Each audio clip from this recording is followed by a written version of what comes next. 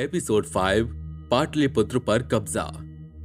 ऐसा कहा जाता है जिस प्रकार चाणक्य ने चंद्रगुप्त को राजा बनाने में बहुत मदद की, उसी प्रकार अशोक को राजा बनाने में राधा गुप्त की बहुत ज्यादा भूमिका रही है। राधा गुप्त ने बिंदुसार के आदेश का पालन तो किया, लेकिन पूरी तरह से नहीं। सेनापति दूत को उज्जैन भेजा जाए और अशोक को तुरंत यहां बुलाया जाए। पर महाराज ने तो कहा है कि हमें राजकुमार सुशीम को जल्द से जल्द बुलाना है।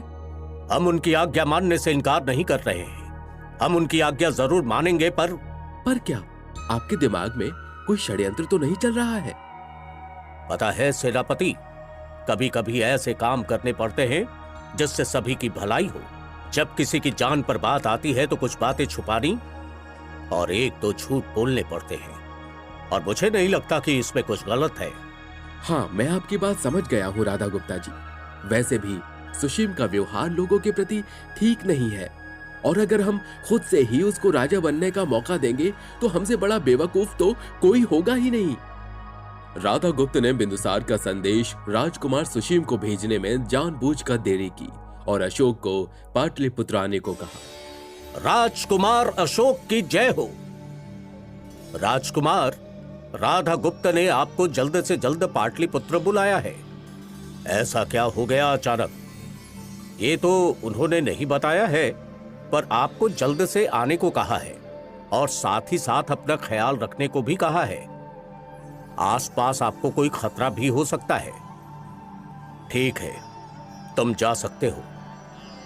इधर एक तरफ अशोक को समझ नहीं आ रहा था कि आखिर राधा गुप्ता जी ने मुझे इतनी जल्दी क्यों बुलवाया, और एक तरफ अपनी पत्नी देवी की चिंता थी, क्योंकि अब उसने उससे विवाह कर लिया था तो उसकी भी जिम्मेदारी अशोक के सिर पर थी। देवी, मैं तो पाटलिपुत्र चला जाऊंगा, तो तुम अकेले क्या करोगी? मैं सोच रहा हूं तुम्हें तुम्हारे पिताजी के घर छोड़ दूं। वैसे सही बताऊं, मेरा मन तो नहीं है कि मैं आपके बिना रहूं, लेकिन जैसा कि मैंने पहले ही कहा था कि मुझे पाटलिपुत्र बिल्कुल नहीं पसंद है। मेरी शर्त भी यही थी कि मैं कभी वहां नहीं जाऊंगी, हमेशा विदिशा में ही रहूंगी। वैसे भी हम कुछ कर नहीं सकते हैं, और अब हमारे पास यही मार्ग बचा है कि तुम बच्चों को लेकर अपने पिताजी के पास चली जाओ। अरे, मैंने आपसे बस एक चीज मांगी थी कि आप अहिंसा के मार्ग पर चलो, पर आपने मेरी एक ना सुनी। आज आपके पाटलिपुत्र से संदेश आया तो आप फिर से चल दिए। देवी, मैं एक क्षत्रिय हूं और ये मेरा कर्तव्य है। क्षत्रिय कभी भी अपने राज्य के प्रति कर्तव्य से पीछे नहीं हट सकता, और मैं तो महाराज बिंदुसार का पुत्र हूं। मेरे आगे तो अभी बहुत जिम्मेदारियां हैं जो कि मुझे पूरी करनी है। ठीक है, अगर आपकी इच्छा ही है तो आप जाइए, मैं आपको मना नहीं करूंगी, लेकिन फिर भी मैं आपसे जाते जाते भी यही निवेदन करूंगी कि समय रहते ही अपने आप को बदल लीजिए, वरना एक दिन आप खुद सोचेंगे कि मैं ऐसा क्यों हो गया हूँ, और तब आपको मेरी कई बातें याद आएंगी। आप महेंद्र को अहिंसा का पाठ ना पढ़ाना। देवी चुप रही। तुम्हारी कोई और इच्छा हो तो वो भी बता दो। तुम्हें वचन देता हूं कि तुम्हारी इच्छा जरूर पूरी करूंगा। अरे, मैं बस यही चाहती हूँ कि आप ये मार्ग छोड़ दीजिए, बौद्ध धर्म को अपना लीजिए, अहिंसा को अपना लीजिए। देवी, मैं वचन के आगे मजबूर हो गया हूं, लेकिन तुमने अच्छा नहीं किया। पर फिर भी अब मैंने वचन दे दिया है तो मैं प्रयास करूंगा कि कभी मैं तुम्हारे ये वचन निभा सकूं। ठीक है। और ऐसा भी हो सकता है कि क्षत्रिय धर्म का पालन करते करते कभी मुझसे वचन टूट भी जाए। अशोक और देवी में वैसे भी हिंसा और अहिंसा को लेकर अक्सर बहस होती रहती थी, किंतु उन दोनों के बीच में बहुत प्यार था। राधा गुप्त की आज्ञा मिलने के बाद अशोक पाटलिपुत्र के लिए रवाना हो जाते हैं। अशोक पाटलिपुत्र पहुंच जाता है। आओ आओ मेरे भावी सम्राट, कैसे हो तुम? क्या हुआ राधा गुप्त जी, आपने मुझे अचानक उज्जैन से यहां बुला लिया? बात ही कुछ ऐसी है पुत्र, तुम्हारे पिताजी महाराज बिंदुसार बहुत बीमार हैं। ये क्या कह रहे हैं आप? क्या हुआ है पिताजी को? पुत्र, उनकी तबीयत कई दिनों से खराब है और लगातार वैद्य उनकी जांच कर रहे हैं। वैसे भी उनकी उम्र बहुत हो गई है अब वक्त आ गया है कि उनका उत्तराधिकारी चुनने का। तो इसलिए आपने मुझे यहां बुलाया है राधा गुप्ता जी।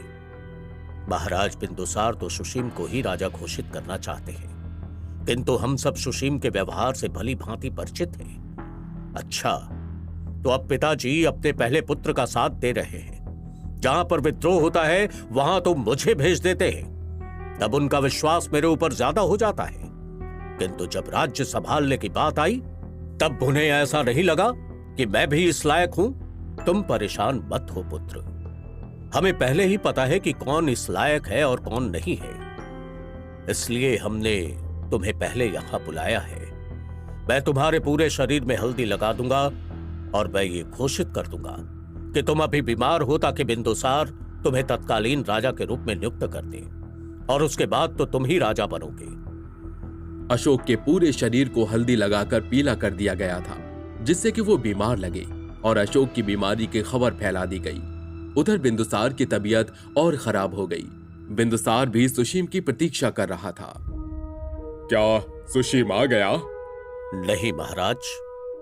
क्यों? युवराज सुशीम तो नहीं आए, ये राजकुमार अशोक हैं। मुझे नहीं पता युवराज सुशीम को बुलाया जाए। महाराज, युवराज को आने में बहुत देर लगेगी, तब तक आप अशोक को राजा बना दीजिए। अशोक का राज्याभिषेक कर दूं? जी महाराज। महाराज, मैं कौन सा कह रहा हूं कि आप अशोक को हमेशा के लिए राजा बना दीजिए। मैं तो बस ये कह रहा हूं कि जब तक राजकुमार सुशीम नहीं आते हैं, तब तक आप राजा बना दीजिए। उसके बाद राजकुमार सुशीम का राज्य अभिषेक कर दिया जाएगा। भरोसा रखिए। फालतू बात मत करो राधा गुप्त। जाओ, जाकर देखो सुशीम कहां तक पहुंचा। उन्हें संदेश पहुंचा दिया गया था। लगता है तक्षशिला में कोई समस्या है, तभी उन्हें आने में बहुत देर लग रही है। मैं तुम्हें अच्छी तरह समझता हूँ राधा गुप्त। तुम तो वैसे भी बचपन से अशोक को ही पसंद करते हो ना, और कहीं तुमने इस लालच में कि अशोक को राजा बनाया जाए, सुशीम को कोई नुकसान तो नहीं पहुंचाया? महाराज, कैसी बातें कर रहे हैं। मैं मानता हूं कि अशोक ज्यादा काबिल है, इसलिए बचपन से ही मैं उसे बहुत पसंद करता हूं। लेकिन इसका यह मतलब बिल्कुल नहीं है कि मैं राजकुमार सुशीम को कोई हानि पहुंचाऊंगा। अशोक को बीमार दिखाने का नाटक भी तुमने ही रचा है ना। तुम दुनिया को तो बेवकूफ बना सकते हो राधा गुप्त, पर मुझे नहीं। मैं भली भांति जानता हूं तुम क्या सोचते हो। महाराज, आप सब कुछ तो जानते हैं, लेकिन अपने पुत्र सुशीम को नहीं जानते हैं। अगर वो महाराज बना तो उसकी कायरता के कारण मौर्य साम्राज्य का अंत जरूर हो जाएगा। मेरी तबीयत वैसे भी बहुत खराब है, मुझे और परेशान मत करो, और जल्दी से जल्दी सुशीम को यहाँ पर लेकर आओ, वरना तुम लोगों को भी देख लूंगा। जाओ। अगर मैं मगध का काबिल राजा बन सकता हूं, तो इससे मुझे कोई नहीं रोक सकता। तुम लाख काबिल हो, पर तुम कुरूप हो। मैंने तुम्हें कभी भी अपने दिमाग में भी राजा बनने का ख्याल नहीं आने दिया। मैं तुम्हें राजा बनता नहीं देख सकता। राजा तो केवल मेरा बेटा सुशीम ही बनेगा। अगर आपकी यही जगह पिताजी, तो देखता हूं। इतना कहते ही उसने राजा की पगड़ी अपने सिर पर पहन ली, और इधर बिंदुसार गिड़गिड़ाते रह गए। बिंदुसार खांसते रहे, उनकी तबीयत बहुत ज्यादा खराब थी। इधर अशोक ने पाटलिपुत्र में कब्जा कर लिया। बिंदुसार की मृत्यु हो गई। इधर पूरे महल में कोहराम मच गया। इतने बड़े राज्य के महाराज की मृत्यु कोई छोटी बात नहीं थी। हालांकि उनका स्वास्थ्य वैसे भी खराब था, तो किसी ने अशोक के ऊपर शक तो नहीं किया, लेकिन सौतेली मां और भाइयों को यह ही लग रहा था कि अशोक ने पिताजी की हत्या तो नहीं कर दी। अशोक ने राजगद्दी पर तो कब्जा कर लिया, लेकिन अभी उसके सामने बहुत सारी चुनौतियां थीं। अभी तो सुशीम भी तक्षशिला से वापस आने वाला था। क्या सुशीम और उसके दूसरे भाई इतनी आसानी से अशोक को राजा बनने देंगे, या परिवार के भीतर ही जंग छिड़ेगी? जानने के लिए सुनिए अगला एपिसोड।